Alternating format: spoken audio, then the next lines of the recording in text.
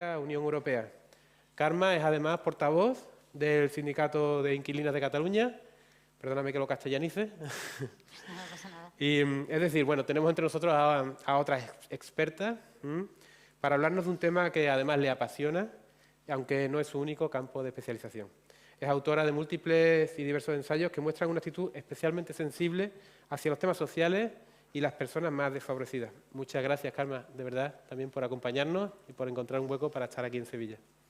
Y finalmente tendremos la oportunidad de conocer el punto de vista de Antonio Ibáñez Pielfort, muy conocido de la casa, puesto que es de aquí, de la tierra, licenciado en Derecho y máster en Urbanismo.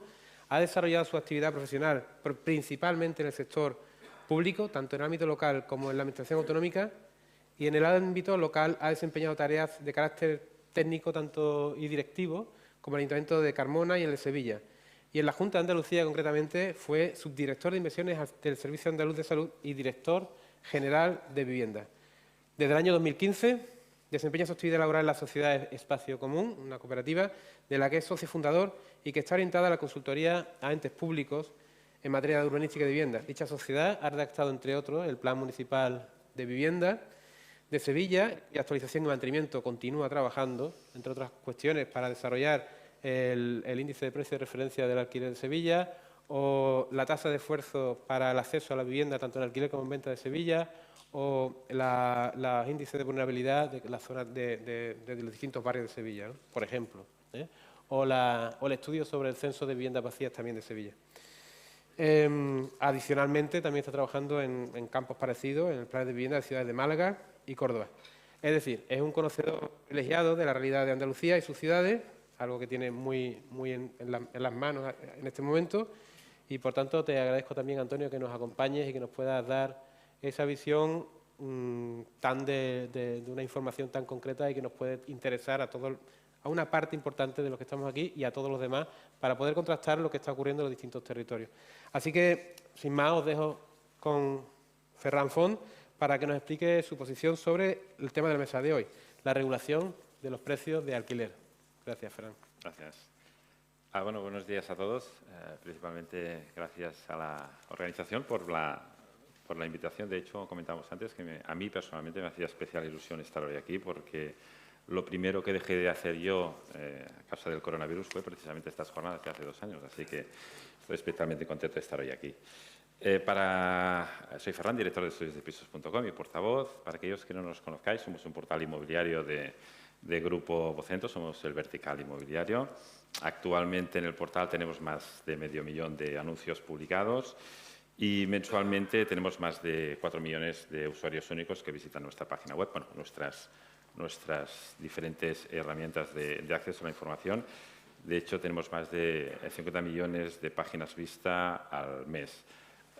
Os sorprendería la parte que es de portal y la parte que es movilidad, o sea, porque la gran mayoría de visitas, la gran mayoría de audiencia que tenemos es precisamente la parte de movilidad. Esto es más o menos 11 millones de visitas al mes y a nosotros nos gusta definir lo que hacemos como que ayudamos a crear hogares, poniendo en contacto a aquellos que quieren comprar con aquellos que quieren vender principalmente, porque en un 80% de lo que tenemos publicado en nuestro portal son anuncios de vivienda en venta. En relación a lo que es el tema, intentaré no ser muy redundante también con lo que se ha comentado en la mesa anterior. Antes que nada, me gustaría compartir con vosotros el punto de vista que tenemos de la nueva legislación desde pisos.com. Obviamente nosotros vemos que exista una nueva legislación en ese sentido es positivo. Positivo desde el punto de vista de que pone encima de la mesa y en el centro del debate algo tan importante como la vivienda y sobre todo que pone encima de la mesa la dificultad de acceso a la vivienda. Es una realidad y todos estamos de acuerdo en que en los últimos años, que la evolución de los precios de los últimos años, conjugado con la evolución de los salarios de los últimos años, ha hecho cada vez más difícil acceder a una vivienda y, sobre todo, aquellos que se han visto más perjudicados han sido precisamente aquellos que tienen una dificultad económica más importante. O sea, estamos yendo a aquellas clases más desfavorecidas, son aquellas clases que se están viendo más perjudicadas por la situación actual. creo que hay consenso en que hay que legislar y hay consenso en que hay que dar solución habitacional pues, a este perfil de familias, a este perfil de demanda. Y en esa parte es la parte que nosotros estamos absolutamente de acuerdo en que se legisle y en que sea tan importante como para haber centrado una parte importante de la atención mediática durante los últimos meses. De todas formas, en lo que ya no estamos de acuerdo es en las herramientas que utiliza para tirar para adelante estas políticas. De hecho, digamos que lo primero que echamos de menos, y aquí un poco también es de cosecha propia, lo primero que echamos de menos es más datos que avalen la toma de decisiones. Por ejemplo, aquí estamos hablando de trabajo, de estudios de dónde está la vivienda vacía y dónde no está la vivienda vacía, pero tampoco hay un censo nacional como para tomar según qué tipo de decisiones, entendemos nosotros. Tampoco está muy claro el límite de alquiler, que es en lo que ahora nos vamos a centrar. Tampoco está muy claro el límite de alquiler, pues bueno, si realmente en esos 18 meses de plazo que el Gobierno se ha tomado, pues si realmente estará bien calculado, estará efectivo, etcétera, etcétera. Yo tengo ahí mis dudas.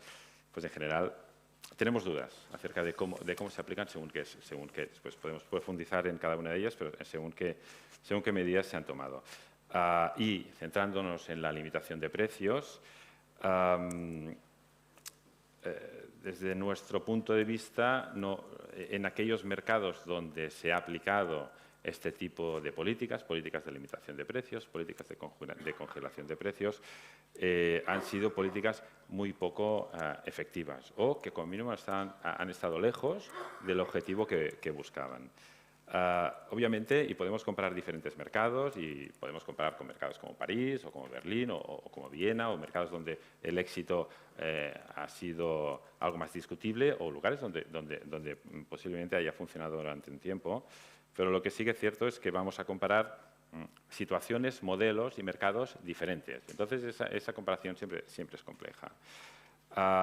Pero el mercado nacional, que es el mercado nuestro, es una situación en que principalmente estamos hablando de que hay muy poco alquiler, o sea, según OCDE es el 75% del mercado, que es mercado propietario, podemos hablar de 75%, otras estadísticas están hablando de 80%, mientras otros países parecidos al nuestro están a un 50%. Hablamos de Dinamarca, Austria, Suiza, etcétera, etcétera. Esto, lo que nos pone encima de la mesa, la realidad que tenemos nosotros es un mercado reducido. En el momento que tenemos un mercado reducido significa mercado que va a presentar posiblemente serias dificultades en ofrecer oferta a aquellas personas que están buscando una vivienda de alquiler porque no pueden acceder al de compraventa. O sea, tenemos un tipo de demanda y es un tipo de demanda creciente que tiene una necesidad y el mercado, por su naturaleza, es incapaz de dar solución a estas personas que están buscando vivienda. No solo eso, sino que comparándonos con otros mercados, como podría ser, por ejemplo, el mercado de Estados Unidos, España somos un país que no nos movemos de casa. O sea, nosotros queremos vivir donde hemos crecido. O sea, aquí tenemos una movilidad que roza el 11%, en Estados Unidos, por ejemplo, movilidad laboral, y en Estados Unidos está alrededor del 42%. Con lo cual, digamos que la receta empieza a complicarse un poco, porque somos gente que no nos queremos mover, somos gente que queremos vivir en la ciudad donde hemos crecido y además queremos acceder a una vivienda que esté bien situada, etcétera, etcétera. Con lo que el fenómeno que no es exclusivo nuestro de concentración en macrociudades es especialmente acuciante en España y de aquí el concepto de la España vaciada. Y en relación al proyecto de ley de vivienda y específicamente en relación a la limitación de precios, en la mesa de antes se está hablando, y estoy absolutamente de acuerdo, en que somos un mercado en general, administraciones públicas, profesionales que trabajamos en él, etcétera, etcétera. Somos un mercado que nos explicamos muy mal.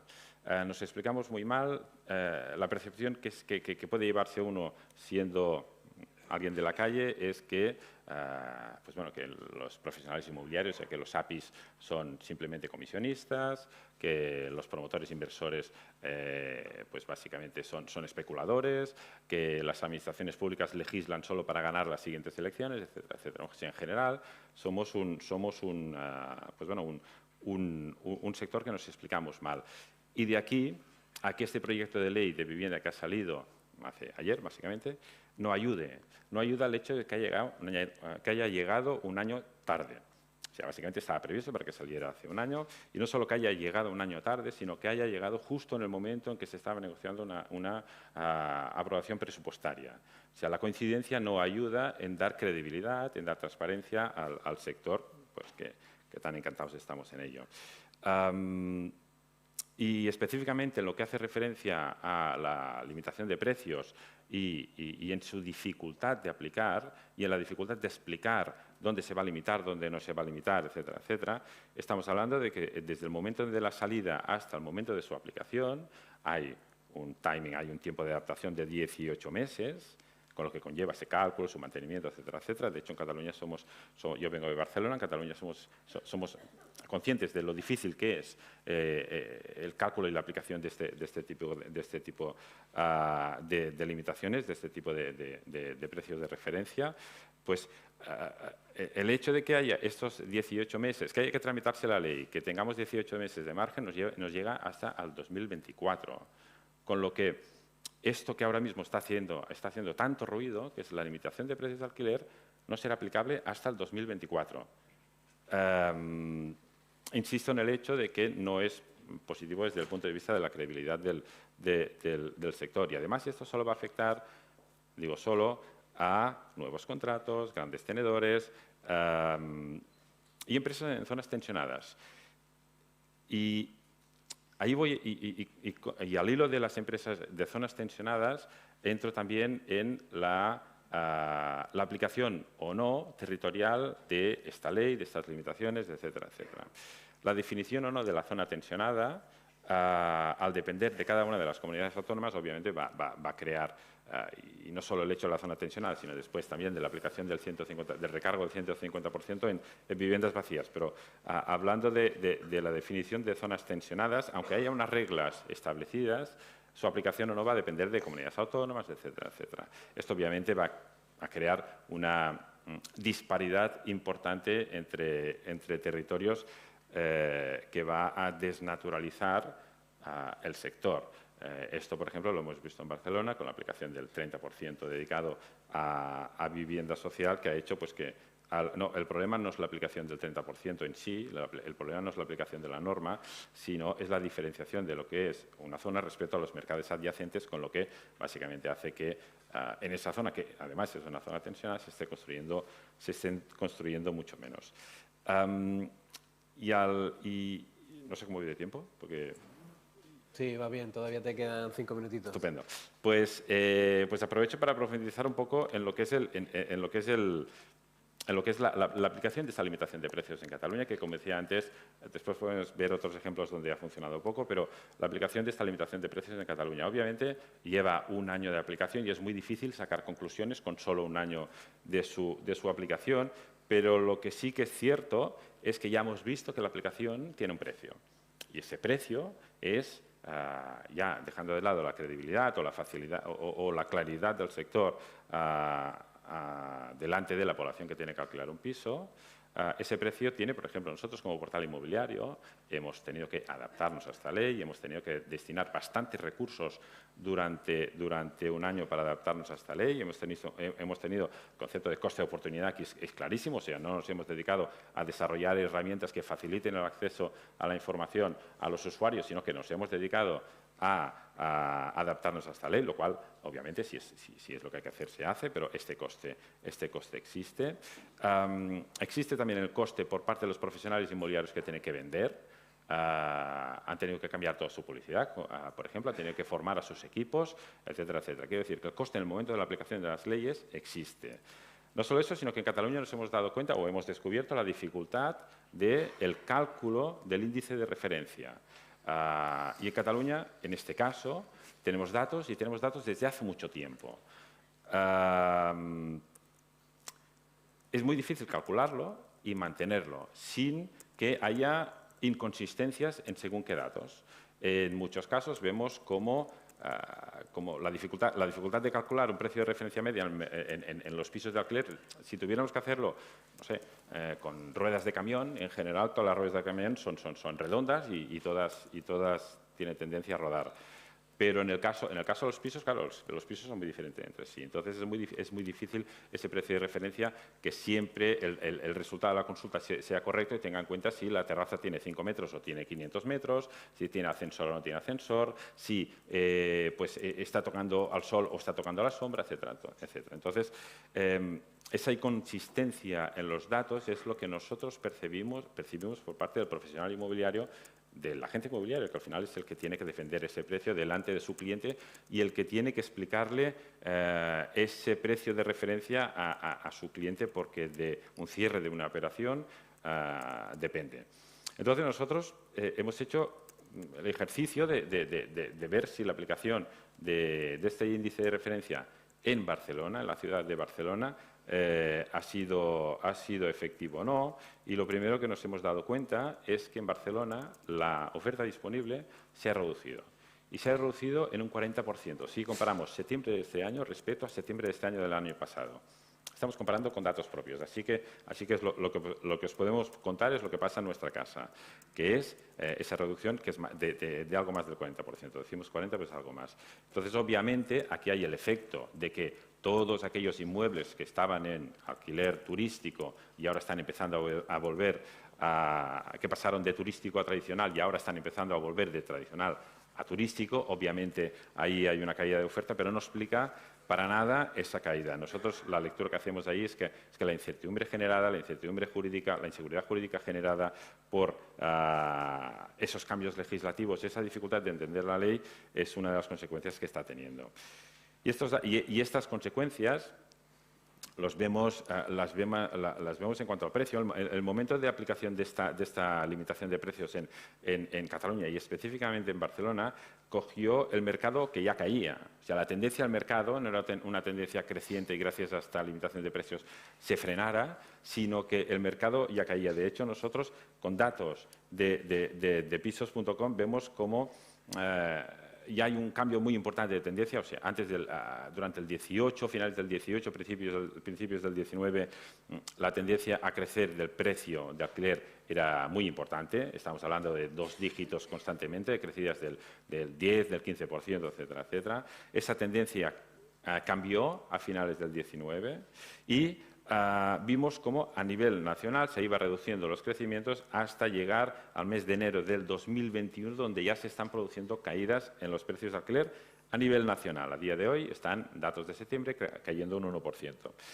Si ese análisis lo hacemos desde el punto de vista de pisos.com, Ciudad de Barcelona, vemos como la tendencia es muy parecida, pero empieza a caer el precio mucho antes. O sea, el precio ya cae en primavera del 2020.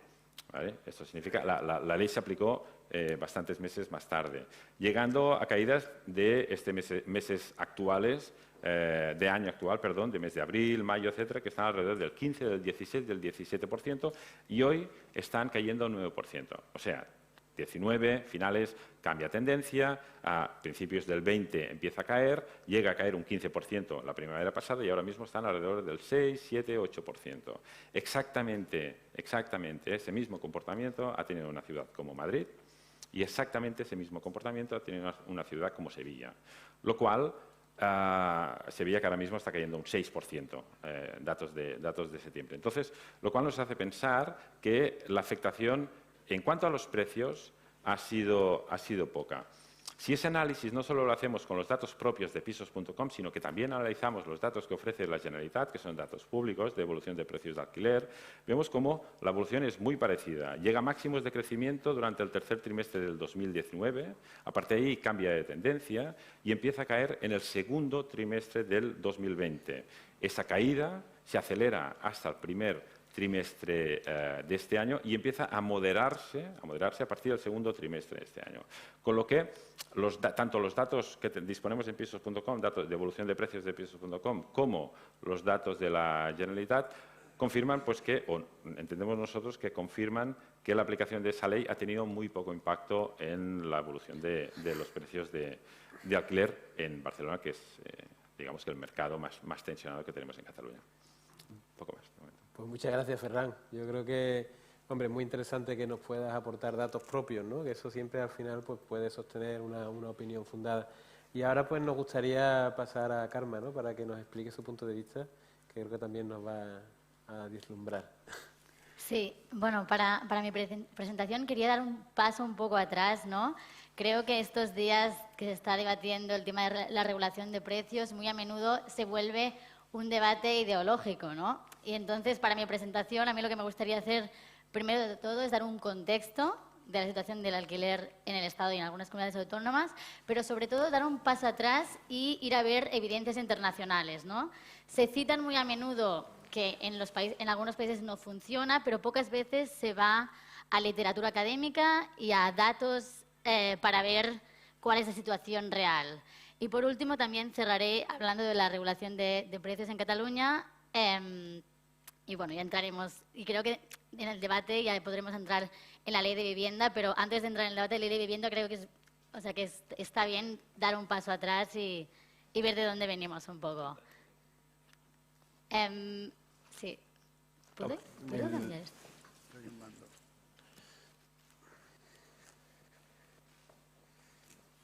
Gracias.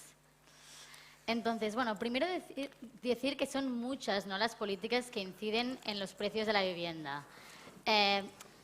Creo que es relevante decir que desde hace 40 años se estaban produciendo unas políticas de desregulación, ¿no?, que se ven muy claramente marcadas en el mercado del alquiler español con el decreto de Boyer, ¿no?, que supone la desregulación de los precios y de los contratos, la liberalización del suelo, la reducción de los contratos a 3 años en 2013, la eliminación de impuestos para fondos oportunistas.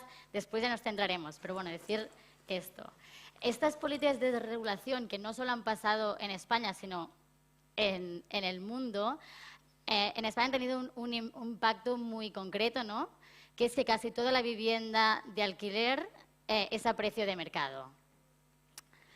Los efectos de desregular han causado un aumento de precio brutal entre el 1985 y el 2012, que en el ciclo reciente creo que hay que volver un poco a esas políticas, porque en un momento vemos que el precio del alquiler efectivamente está bajando, pero la pregunta es, la oferta sube desde 2008, ¿por qué los precios no empiezan a subir hasta el 2014? ¿Qué ha pasado ahí, no? Entonces, hay que volver a referirnos, ¿no?, al 2012, cuando se dan privilegios fiscales a fondos de inversión, se reducen los contratos a 3 años, se vende mucha vivienda pública y se atrae nuevos actores al mercado, ¿no? Esto ahora mismo, la situación es que 4 de cada 10 inquilinos en España dedican más del 30% de sus ingresos a pagar el alquiler. Esos son 3 millones de personas que sufren estrés financiero, ¿no? Bien, entonces, frente a este problema, evidentemente se necesitan políticas a corto, a medio y a largo plazo. Necesitan muchas políticas públicas distintas, pero entre ellas nosotros pensamos que se necesita la regulación de precios.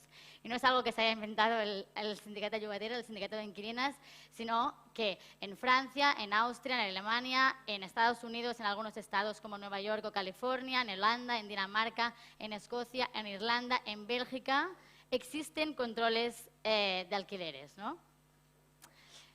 Y también me gustaría ir un poco a los grandes mitos que se dicen sobre la regulación de precios, ¿no? El mito es que regular los precios del alquiler hace que se desplome la oferta. Antes de entrar en esta premisa, me gustaría también decir que, como ya se ha comentado en el debate anterior, que el mercado de la vivienda de alquiler no se rige por una ley de demanda y oferta clásica, sino que lo que vemos en el lado de la demanda es que la casa de alguien no es un bien como cualquier otro, sino que va ligado a muchos otros derechos y pues, especialmente la gente lleva a los hijos a una escuela cercana, tiene un arraigo en el barrio y por lo tanto no es igual que cualquier otro producto.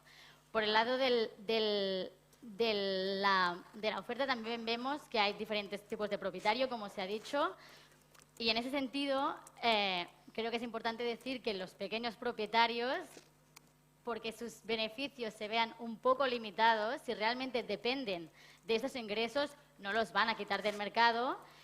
Y después a mí lo que me hace un poco de gracia es cuando se habla de los grandes fondos, ¿no? O de los grandes bancos, que si hay una regulación de precios, quitarían los pisos del mercado.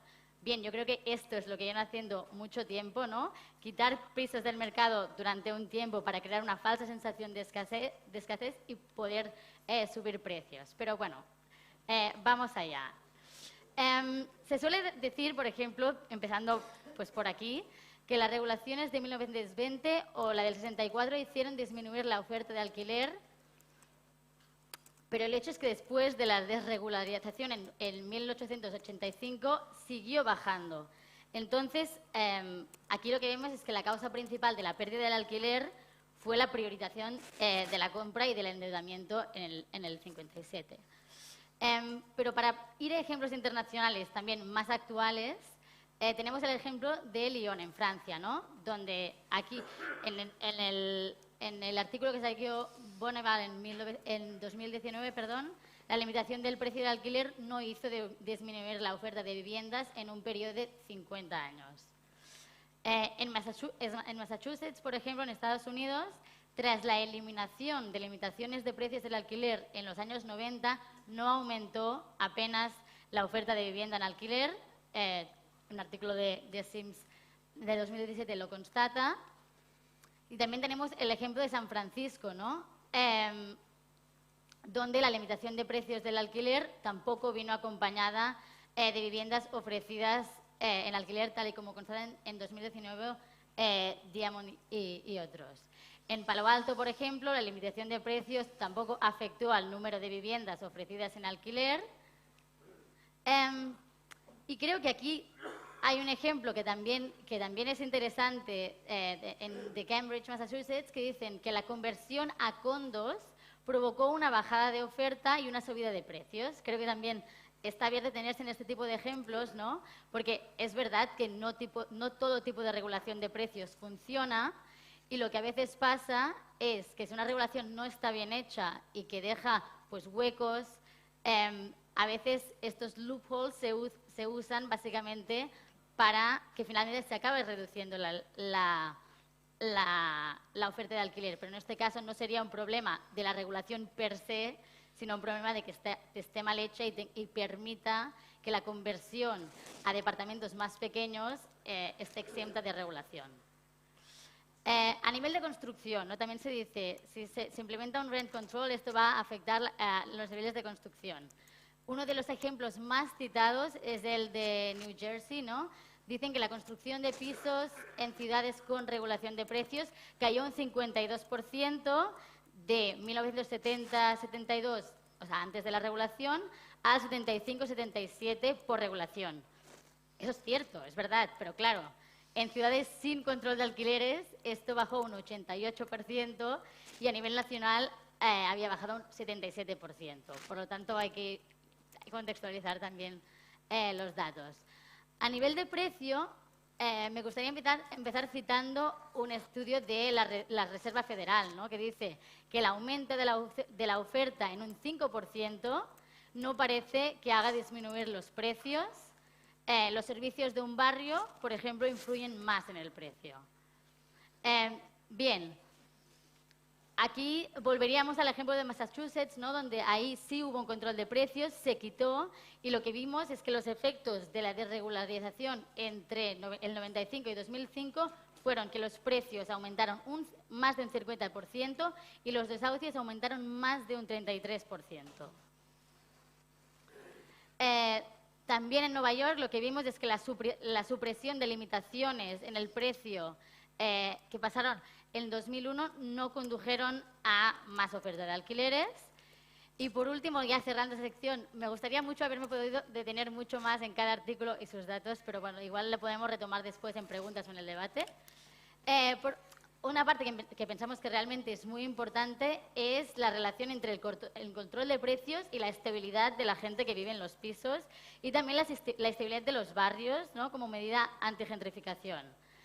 Algunos ejemplos. Pues inmediatamente después de que Los Ángeles adoptara el control de alquileres, el porcentaje de inquilinos que se mudó el último año bajó un 37%. Aquí, para contextualizarlo en ciudades que nos quedan más cerca, lo que hemos visto es que en los últimos 6 años, según un estudio de la Hidra, 6 de cada 10 mudanzas que se han dado en la ciudad de Barcelona han sido forzosas, han sido contra la voluntad de la gente, ¿no? La gente se ha mudado, las familias se han mudado de sus pisos solo porque les estaban haciendo subidas abusivas del alquiler. Y claro, aquí lo que una regulación del precio del alquiler proporciona es estabilidad para que las familias puedan seguir quedándose en los barrios, llevando a los mismos hijos al colegio y que no haya esos procesos de gentrificación que expulsen a barrios de manera tan rápida. Por ejemplo, en San Francisco, las probabilidades de que los inquilinos se pudieran mantener en la vivienda aumentó casi un 20% después de la aplicación del control de precios. También aquí vemos datos en Santa Mónica sobre los impactos en estabilidad. Pero bueno, dejando un poco atrás los ejemplos internacionales, me gustaría referirme a la Ley 11/2020, la Ley de Contención de Rentas del Alquiler vigente ahora mismo en Cataluña. Bien, la ley se empezó a implementar hace justo un año de forma automática en 61 municipios. Tengo que decir que un año después, estos 61 municipios no solo han renovado y han dicho que quieren seguir regulando el precio del alquiler, sino que 24 municipios más han dicho que también quieren adherirse a esta norma. También decir que es una regulación holística, es decir, que, por ejemplo, tomando ejemplos internacionales que no habían funcionado en algunos aspectos, como el de San Francisco, que solo se implementó en la ciudad y, por lo tanto, en el área metropolitana, tuvo efectos negativos, aquí se implementó en toda el área metropolitana de Barcelona directamente.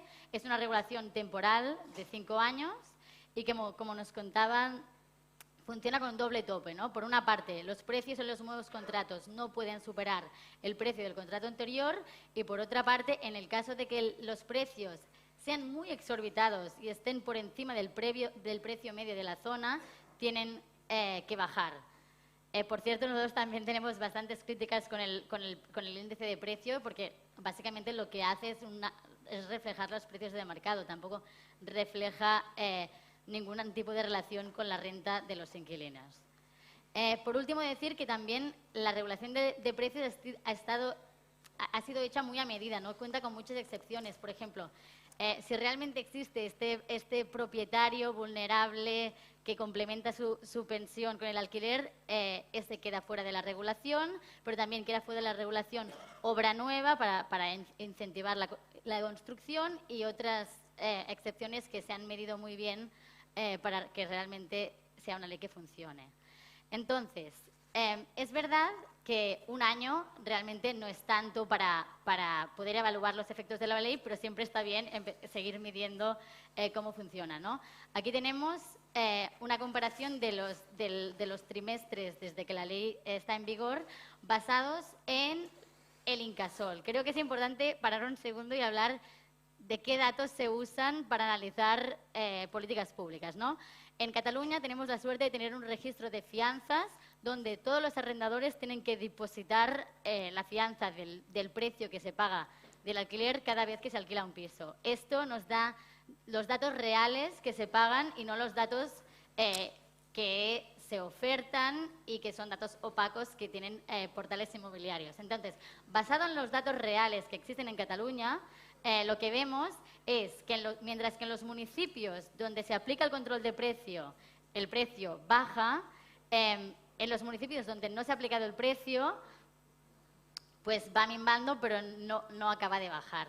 También, otra cosa que creo que es aún más importante es que lo que hemos visto en este último año, basado en datos reales, en datos públicos, es que la oferta de pisos no se ha desplomado, sino todo lo contrario. Venimos de un trimestre récord y lo que seguimos viendo es que en municipios donde se aplica la regulación de precios, la oferta cae menos que en los que no.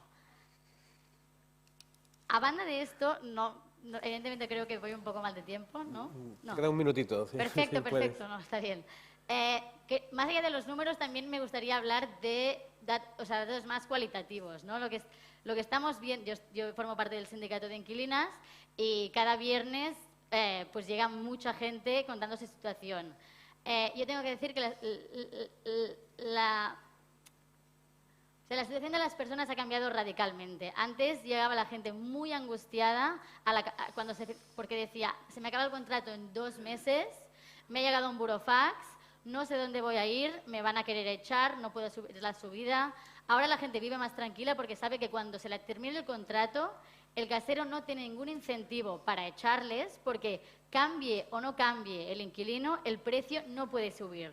Y por lo tanto, lo que se hace es fomentar que el alquiler sea una opción, aparte de más asequible, sobre todo más estable.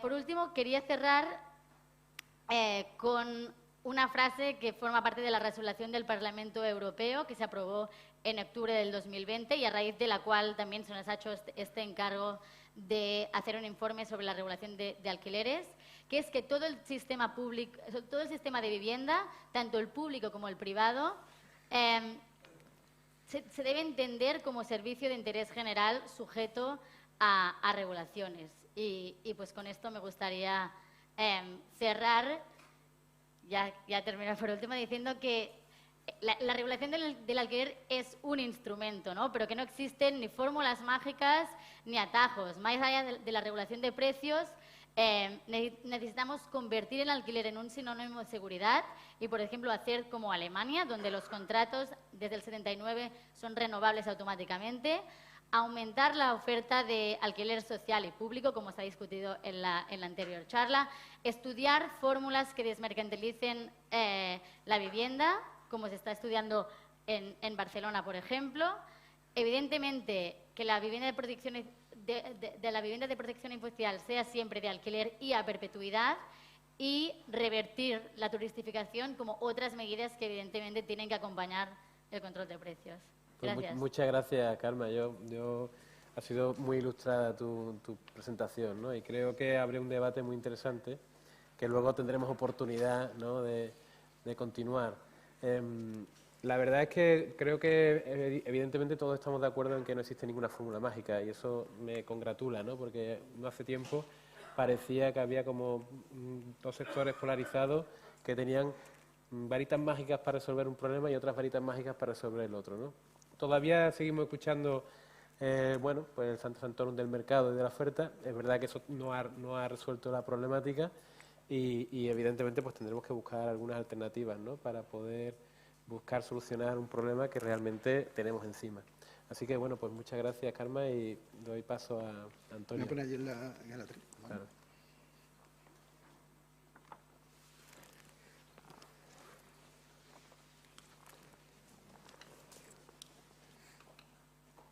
Bueno, muchas gracias, Felipe, en Vicesa, por habernos invitarme a mí personalmente a la jornada y por los ponentes asistentes, lo que ha habido antes, la sesión anterior. Y ahora vamos a intentar continuar un poco o aportar alguna información que pueda interesar al debate, ¿no? Parece indiscutible, y creo que eso nadie lo cuestiona, que cuando una familia, una persona, un hogar, destina más de determinado porcentaje de sus ingresos a pagar la renta del alquiler, es que algo no está funcionando bien en el sistema, ¿no?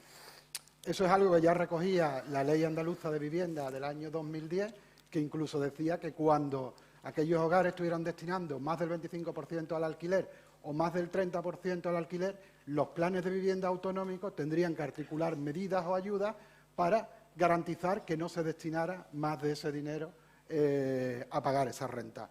Eso parece que es un elemento que se incorpora también en el anteproyecto de ley al que antes nos referiremos.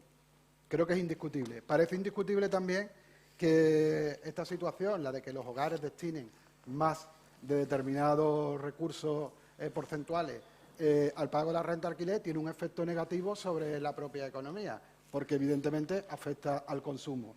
El negocio del alquiler residencial, si bien, o podríamos calificarlo, si no como especulativo, porque a lo mejor puede sonar demasiado fuerte, pero desde luego sí que es un negocio no productivo. Esa renta del alquiler desde luego, no van al circuito de la economía, sino que van pues a manos de un solo propietario, que es el que lo usa. Parece indiscutible también que las administraciones públicas, desde sus competencias, desde su ámbito cada una, deben de tomar o adoptar medidas en este sentido, ¿no? Medidas fiscales, de fomento, coercitivas, para dar solución a este problema. Lo que no tenemos claro, o lo que también es indiscutible, es que no existe un consenso o existe distintas formas de interpretar o de ver la realidad de la regulación del mercado del alquiler. Lo hemos visto en el ejemplo más claro en el propio Consejo de Ministros a la hora de tramitar el anteproyecto de ley. Llevan años desde que se firmó el acuerdo de gobierno, declaraciones en las que hemos llegado a donde hemos podido y demás. Está claro que no hay un consenso. Lo hemos visto también esta mañana entre la intervención del sector público y del sector privado. Aquí también Ferran y Karma pues, están poniendo de manifiesto visiones o modos diferentes. Muchas veces partimos desde ámbitos o desde planteamientos más políticos o incluso de grupos de interés que desde otros planteamientos que tendrían que ir pues, en una línea un poco más metodológicamente orientada hacia la resolución del problema sin, digamos, atrincherarse en distintas cuestiones. Y para eso, en principio, lo que tenemos es que ir despejando o buscando algunas certezas, ¿no? Si no somos capaces de construir certezas, no somos capaces de llegar a un entendimiento que posibilite, si no un consenso, al menos ciertas líneas comunes. Está claro que los responsables políticos dentro del reparto de mayoría que la ciudadanía ha querido van a adoptar las medidas políticas que le correspondan, porque ahí están puestos para eso, pero con independencia de eso, al menos sí que deberíamos definir un marco en el que la ciudadanía, los agentes implicados, los profesionales, todas las personas, podamos de alguna forma entender y evaluar qué es lo que está pasando, ¿no?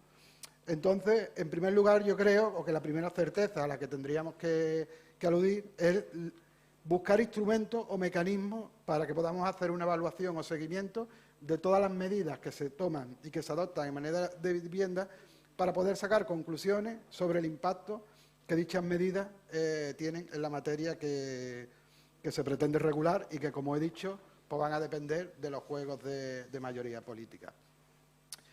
Y dicho lo cual, vamos a ir viendo o voy a ir intentando puntear algunos de los elementos que, en mi opinión, son certezas o son incertidumbres en relación al mercado del alquiler y las medidas. Yo creo, o por lo menos para mí es una certeza, aunque algunos seguramente lo cuestionará, obviamente, pero yo creo que está claro que el incremento de la oferta per se no genera abaratamiento de los precios. Creo que es una cuestión en la que al menos tendríamos que intentar ponernos de acuerdo porque hemos pasado ya por situaciones similares, creo que tenemos que aprender de los errores del pasado y antes de la crisis inmobiliaria del 2008 no pasaba nada porque se construyera desaforadamente, porque el incremento de la oferta, acudimos a las leyes económicas, acaba abaratando los precios. Obviamente eso no sucedió. Y creo que ahora se vuelve a insistir también en ese elemento de que el incremento de la oferta abaratará los precios y creo que no se trata tanto como de que haya que incrementar la oferta, sino que cómo se incrementa la oferta, en qué condiciones se incrementa la oferta y para quién se incrementa la oferta, ¿no? Creo que eso es un elemento que debemos de tener en claro. Luego se ha comentado también por aquí, y estoy de acuerdo, en que hay que establecer medidas para el corto y para el largo plazo.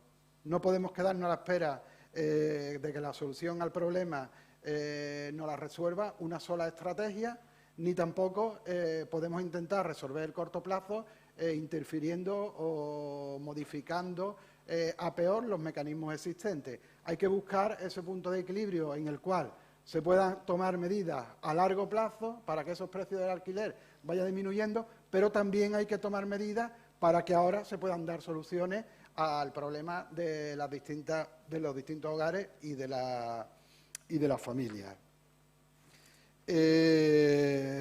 Otra cuestión que creo que también tiene su trascendencia y que en este caso es una incertidumbre más que una certeza, tiene que ver con el ámbito competencial en el que nos movemos. O sea, tenemos 3 administraciones con competencias en la materia, tenemos al Estado, que tiene las competencias para el ejercicio básico, las condiciones básicas para el ejercicio igualitario del derecho de propiedad en el territorio nacional. Tenemos a las comunidades autónomas, que tienen competencias exclusivas en materia de vivienda y así está asumido en todos los estatutos de autonomía existentes. Y por otro lado tenemos los ayuntamientos, que tienen competencias en materia, pues, los impuestos relativos a los bienes inmuebles, el IBI, el ICIO, y también en la construcción, promoción de vivienda, en la gestión de los parques públicos, en la aprobación del planeamiento urbanístico y, de alguna forma, en la definición del contenido del derecho de propiedad. Y todo ese ámbito competencial hay que buscar la manera de articularlo. Y está claro que ese entendimiento no está funcionando, ¿no? Basta simplemente con ver Cataluña aprueba una ley para intentar controlar los precios, no sé qué, y esa ley está ahora mismo en el Tribunal Constitucional porque la recurre, en este caso, el Gobierno español. Basta ver que se presenta un anteproyecto de ley que aún ni siquiera se aprueba por el Consejo de Ministros y ya hay responsables políticos que dicen que en su comunidad autónoma no se va a aplicar, ¿no? Sí, son disfunciones del sistema que habrá que ir resolviendo. Y luego es importante también que de alguna forma vayamos definiendo los instrumentos o los mecanismos para que podamos hacer ese seguimiento de lo que está pasando.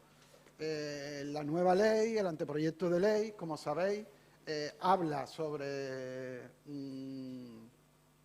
la delimitación de zonas tensionadas y en esas zonas tensionadas las valora en virtud, pues, de que ocurran una serie de parámetros. Y esos parámetros básicamente tienen que ver con el precio y la renta de los hogares. Es decir, un alquiler no es caro o barato per se, un alquiler es caro o barato en función de cuánto tiene que destinar la familia al alquilarlo, si supera determinado porcentaje. Para definir cuáles son las zonas tensionadas hay que poner en relación ambos factores, precio y renta de los hogares. Si nos vamos a la definición del sistema o del índice de alquiler de vivienda que se aprobó en el año 2019, si mal no recuerdo, y que ahora se debe actualizar, si acudimos a la metodología del cálculo de ese sistema, pues vemos que ya hay elementos que, bueno, que si no son cuestionables, al menos sí habría que tener en cuenta. En primer lugar, ¿por qué? Porque los precios que se utilizan de los alquileres son todos, en primer lugar, precios que devienen del impuesto del IRPF, por tanto, solo derivan de contratos de alquiler realizados por personas físicas y no por personas jurídicas. ¿Hay diferencia entre uno y otro? No lo sabemos, pero ese sesgo de información está ahí. Y en segundo lugar, porque a la hora de tomar como referencia el metro, la superficie para calcular la repercusión por metro cuadrado, se tiene en cuenta una información de catastro que hace referencia a la superficie construida neta, cuando hay otro elemento que es la superficie que lleva aparejado también los elementos comunes. Obviamente, si partimos de un elemento superficial, si hay dos, si partimos de uno menor, a la hora de dividir el índice nos sale más alto y por tanto el precio del alquiler es más caro. En ese sentido, sí que creo que es importante, como se ha planteado Carmen, el Incasol, y en el caso de Andalucía, pues nos encontramos con el registro de fianzas de la Agencia de Vivienda y Rehabilitación de Andalucía. Tenemos un registro en el que se deja constancia de todos los contratos que se han hecho de alquiler, que hayan sido declarados, obviamente, por sus propietarios. Pues tendremos que acudir a esos datos para garantizar de alguna forma que la información que estamos utilizando es una información que responde a la realidad. Por otro lado, a la hora de definir en esos ámbitos de áreas tensionadas que se establece en la ley, se habla también de la referencia a la renta disponible de los hogares. Bueno, para utilizar el elemento de renta disponible de los hogares sí que tenemos fuentes de información. Tenemos el Atlas de Distribución de Renta que elabora el INE sobre la base de los ingresos declarados ante la agencia tributaria. El único inconveniente que tenemos ahora mismo es que esa información es de 2018, pero si contáramos con esa información que está reflejada a nivel de sección censal, que es el contenedor de información territorial básico para hacer cualquier intercambio, sí que podríamos, utilizando los precios del registro de fianza, utilizando los precios de las declaraciones tributarias y, por otro lado, utilizando ese atlas de distribución de renta, sí que podríamos llegar a definir esas áreas tensionadas y, en concreto, hemos tenido oportunidad de ensayarlo en la ciudad de Sevilla y sí que se acerca uno a la situación de lo que está pasando en nuestra ciudad. Vamos a ver, en el anteproyecto de ley, al que no me resisto a comentar algo, tenemos también muchos mitos, mucha información que, insisto, deberíamos de contrastarla, deberíamos arbitrar mecanismos para poder ver cuándo estamos dando un dato y cuándo estamos dando una opinión, ¿no? El tema de los grandes tenedores, por citar un ejemplo, que se define como aquellos que tienen más de 10 viviendas. Yo no dudo de que en la realidad territorial de las ciudades como Barcelona o Madrid, los grandes tenedores puedan puedan tener capacidad para intervenir en el mercado inmobiliario y determinar los precios. Pero, por ejemplo, en el ámbito de Andalucía, eso es algo que es bastante cuestionable. Y es bastante cuestionable porque si vamos y analizamos la distribución de viviendas que son titulares de personas físicas y de personas jurídicas, pues nos encontramos que, por ejemplo, en la ciudad de Sevilla hay un 8% de viviendas de personas jurídicas, pero de ese 8% de viviendas de personas jurídicas, casi el 50% son de personas jurídicas públicas. En la ciudad de Málaga es el 25% y en la ciudad de Córdoba es el 5% y en la ciudad de Málaga es el 6%. Es decir, son datos que nos ponen de manifiesto que, bueno, que esos grandes tenedores, al menos en las grandes ciudades de Andalucía, no son el problema a la hora de facilitar o buscar la forma de poner vivienda en el mercado. Otra de las cuestiones que también se plantean y que si no está relacionada directamente, sí que lo está tangencialmente y que también ha salido en el anterior debate, es el relativo al impuesto al IBI, el famoso IBI, el famoso recargo del IBI. Pues sobre eso lo mismo. El recargo del 50% en el impuesto de bienes inmuebles por inmueble desocupado con carácter permanente es algo que se recogió en la Ley de Haciendas Locales en el año 2004. Curiosamente, además, el Ayuntamiento de Sevilla fue el primer ayuntamiento que hizo una ordenanza en la cual incluyó ese recargo del 50%. Y como la propia Ley de Haciendas Locales decía en la manera en que reglamentariamente se determine, el Ayuntamiento de Sevilla fue valiente y osado y en su propia ordenanza definió lo que debería entenderse por vivienda desocupada con carácter permanente. Eso se aprobó en el 2004. ¿Esa ordenanza se aprobó en algún caso? En ninguno. Una ordenanza que estuvo ahí y que jamás se movió ni un solo papel. En el año 2009 hemos modificado también la Ley de Haciendas Locales. ¿Para qué? Para definir el supuesto en los que los inmuebles se deben de considerar desocupados. ¿Y cuál es el supuesto? El que diga la legislación de las comunidades autónomas, con lo cual algunas los podrán aplicar y otras no.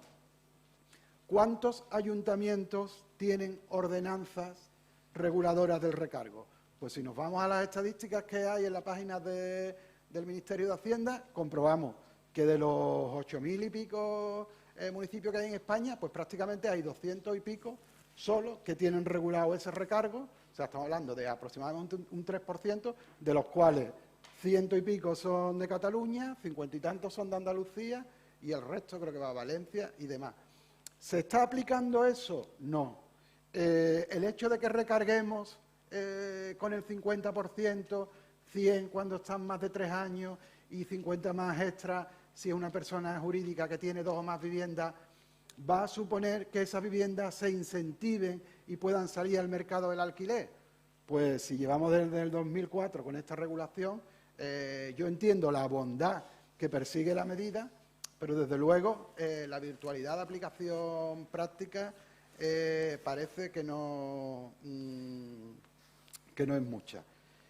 Y por mi parte, creo que ya me he cedido un poco, del tiempo, la mitad. pues lo dejamos aquí y ahora seguimos en el debate. Pues muchas gracias, Antonio. Sí, me gustaría que tuviéramos unos últimos 15 minutos, ¿no?, de debate y así iniciar un poco bueno, pues el intento, ¿no?, de llegar a puntos de encuentro, porque parece claro que hay un problema de comunicación clave en el sector, ¿no?, tanto internamente, sector público, sector privado o incluso posiciones, ¿no?, que puedan tener puntos de partida diferentes, como también territorialmente. Antonio ha puesto de manifiesto, quizás se esté intentando homogeneizar el territorio de una manera que hace que no podamos tener una posición unitaria con respecto a las soluciones, porque existe, parece, un planteamiento que sobre todo viene pues de una ola, ¿no?, que viene focalizada sobre la situación que se produce en Barcelona, concretamente en la metropolitana, o en Madrid, ¿no?, que también tiene unas situaciones especialmente, una situación particular, ¿no?, características, o incluso la zona del norte. Y sin embargo, esa particularidad pues, puede no ser compartida, ¿no?, y esto hace quizás que se provoquen miedos derivados de no entender por qué se está queriendo provocar una serie de medidas y además también por la reacción tan virulenta que se produce en los municipios. ¿Cuál creéis que debe ser la solución para intentar llegar a un consenso? Pues yo, si quieres empezar yo, al final, cuando se legisla, se está haciendo política. Quiere decir que es inherente a la legislación. Otra cosa es si en el momento de legislar existe consenso o no. Antonio estaba comentando que el proyecto de ley de vivienda no tiene consenso, y es cierto, no tiene consenso. Hay una parte ya de comunidades autónomas que han dicho antes de conocerla que no la van a aplicar, con lo cual ya es una ley que sale coja y es una ley que sale posiblemente pues, en aplicación relativa, con lo que los beneficios que pudiera conllevar esta ley, pues no sé si los vamos a ver. Las leyes y los datos en los que se basan estas leyes, es cierto que se utilizan en muchos casos como arma arrojadiza. Bien dices que falta consenso en lo político, falta una ley de vivienda, una ley tan importante como la ley de vivienda, que tiene que tener pues una durabilidad de varios años. Se echa de menos pues más consenso con diferentes partidos políticos, etcétera, etcétera, pero sobre todo más participación también del sector, que al final es quien sufre o quien se beneficia de estas leyes. Al margen del consenso que es necesario, que yo entiendo que aquí estamos todos de acuerdo, sí me gustaría hacer una puntualización sobre un tema que ha dicho Antonio, que es el tema de que el incremento de la oferta no hace caer los precios. Obviamente es una obviedad que si nos ponemos todos a construir en medio del monte no vamos a hacer caer los precios de Barcelona o de Madrid o de Sevilla. Es el incremento de la oferta donde se necesita. Obviamente, el problema del alza de los precios que se está viviendo, y no es un problema español, sino que es un problema de todos los ejemplos. Aquí, Carmen y yo hemos puesto ejemplos a nivel internacional. Por cierto, esto está sucediendo en todos lados. Está sucediendo en todos lados que la demanda es creciente y la oferta no es capaz de dar respuesta. Entonces, al final, estamos hablando de un problema de oferta. Estamos hablando de un problema de oferta que tiene como consecuencias inaccesibilidad a la vivienda, tiene como consecuencias subidas de precios, etcétera, etcétera, por la falta de evolución de salarios, obviamente. Pero el problema es un problema de oferta que no es capaz de dar respuesta. Y tú decías, soluciones. Soluciones son muy complicadas de encontrar soluciones, muy complicadas. Obviamente, el problema de la accesibilidad a la vivienda bebe de muchos factores, bebe del precio, pero no únicamente del precio, sino de la oferta disponible, de la capacidad económica, de las épocas económicas en las que nos encontramos, pero sí que muchas veces hablamos es un caso genera bastante consenso, que Viena es un buen ejemplo de buena gestión de materia de vivienda. ¿Por qué? Pues porque es una política muy a largo plazo. Es una política que se inicia justo después de la Segunda Guerra Mundial, en la que el municipio tiene acceso a compra de mucho suelo y con eso lo que genera es muchísima oferta pública. Y estamos hablando prácticamente del 50% más o menos de los habitantes de Villena viven en vivienda pública. Villena destina anualmente casi 600 millones al año en materia de vivienda. Casi la mitad de la oferta disponible en Villena es de la ciudad. Pero eso también tiene problemas. Es decir, al final, también Villena, para hacer este tipo de políticas, también ha hecho un tipo de contratos de muy larga duración, con lo que hay muy poca rotación en los alquileres. ¿Esto qué genera al final? Pues en el momento que hacemos, digamos, una foto, digamos que la situación es beneficiosa para aquellos que tienen acceso al alquiler, pero para las generaciones futuras es complicado acceder a una vivienda. ¿Por qué? Pues porque hay listas de esperas de 8, 9, 10 años. No solo eso, sino que además en Villena, que tiene esta política en la que hay bastante consenso, donde hay también limitación de precios, pero sobre todo una apuesta clarísima y apuesta clarísima no solo es legislativa, sino también es ejecutiva, desde el punto de vista de la ejecución de los presupuestos. Estamos hablando de mucho dinero. Antes hablábamos de 3.000 millones a nivel nacional. En Villena, municipios, son 600. Entonces, dicho esto, en Villena mismo, donde hay estos problemas, también se están produciendo desahucios. Durante el 2020 se producían 6 desahucios diarios contra 7,6 en Barcelona. ¿Eso qué quiere decir? Que la apuesta tiene que tener consenso, tiene que ser largoplacista y, sobre todo, bajo mi punto de vista, tiene que generar seguridad jurídica para que se pueda generar suficiente oferta. Muchas gracias, Ferran. Hombre, está claro, Villena es un modelo de consenso, ¿no? Aunque tenga sus imperfecciones como cualquier sistema, ¿no? A mí me gustaría escuchar la opinión de Carmen al respecto, ¿no? Porque creo que ha llegado tu momento. Aunque quisiera puntualizar una cosa. Para nosotros, la baja rotación es un éxito. Cuando se produce un exceso de rotación, se está produciendo una disfunción en los sistemas residenciales y genera una pérdida de arraigo de las familias y genera una deriva negativa en nuestras promociones. Pero bueno, que cada uno tiene su visión. Sí, gracias. Bueno, varios temas. Primero, para responder a tu pregunta, si era un problema territorial.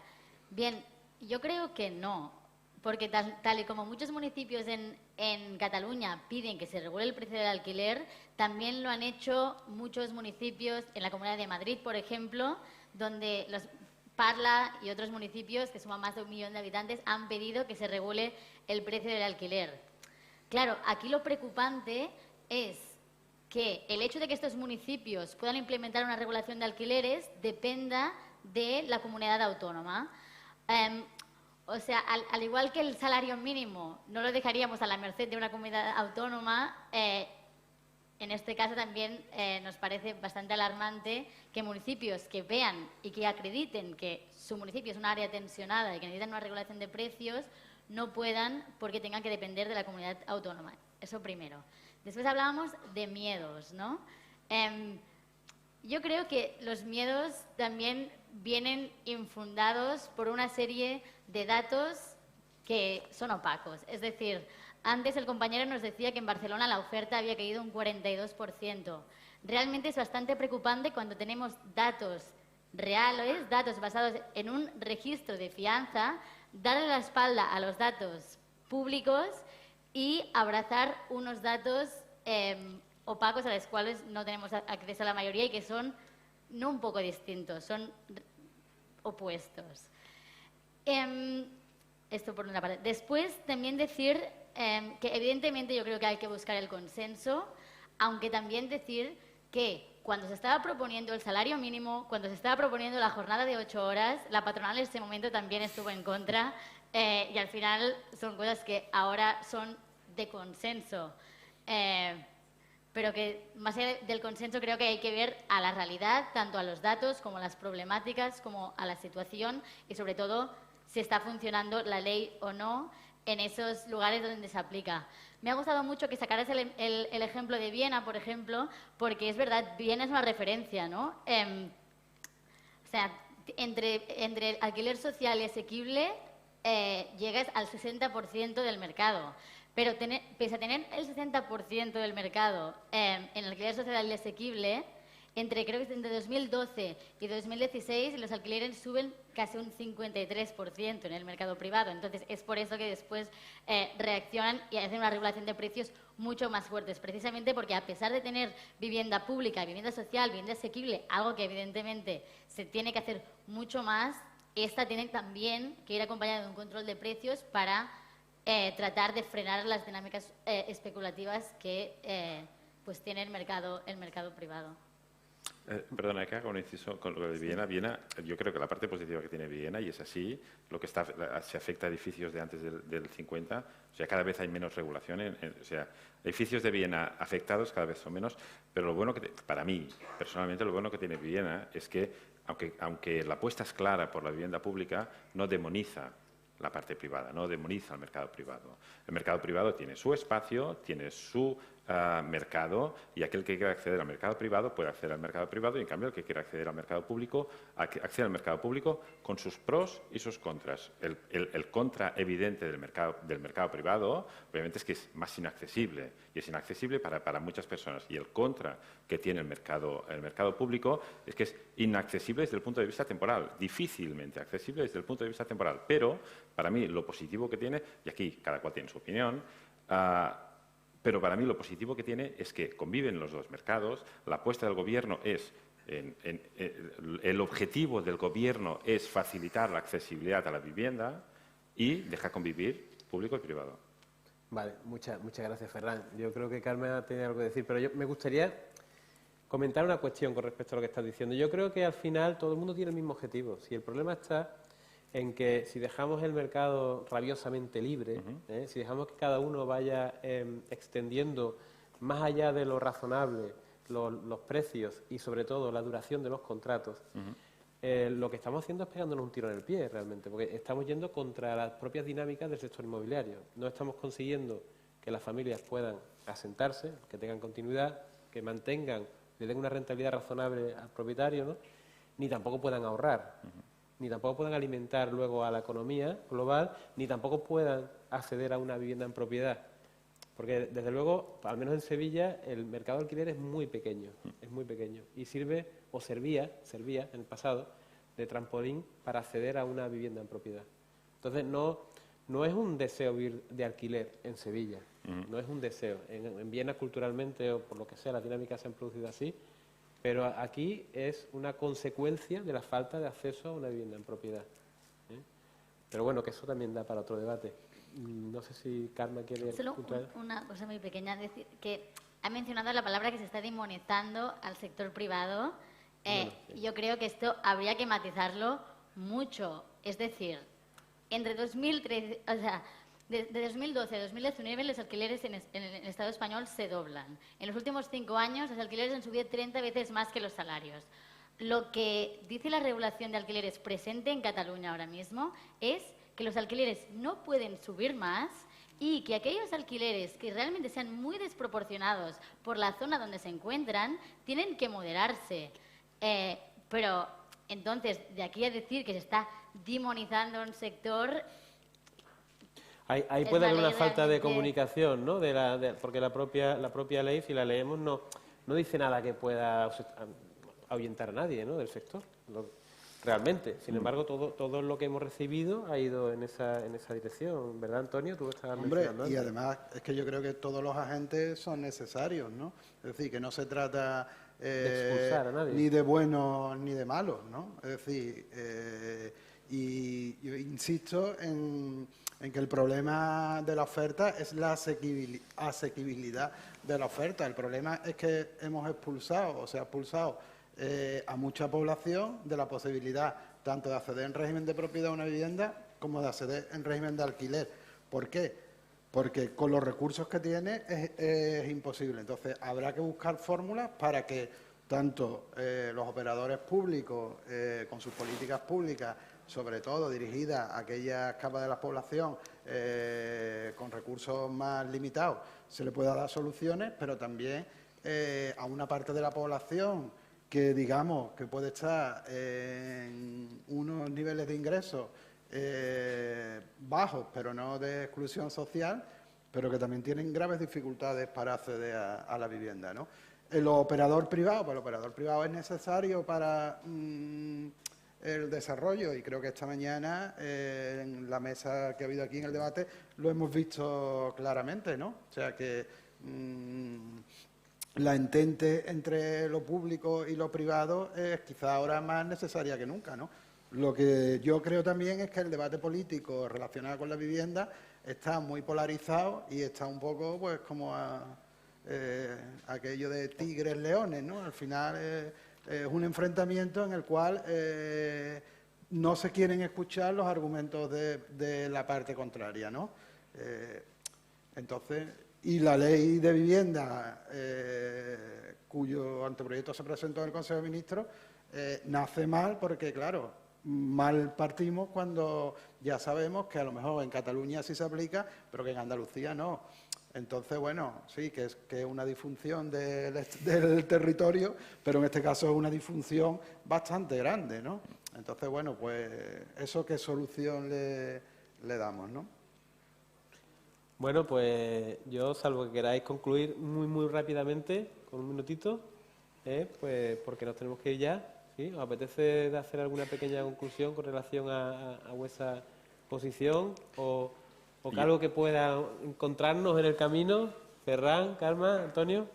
Yo al final, al margen de lo que ya hemos comentado, que se necesita consenso, medidas a largo plazo, etcétera, etcétera, sí que me gustaría puntualizar un tema que ha comentado Carmen antes, que ha sido el tema de los datos. Los datos son los que son, se utilizan como arma arrojadiza también, pero son los que son. O sea, nosotros siempre que explicamos nuestros datos, siempre explicamos que son los nuestros, siempre explicamos que es asking price, o sea, que es precio de referencia, o sea, lo que pide el propietario para alquilar, para vender, etcétera, etcétera.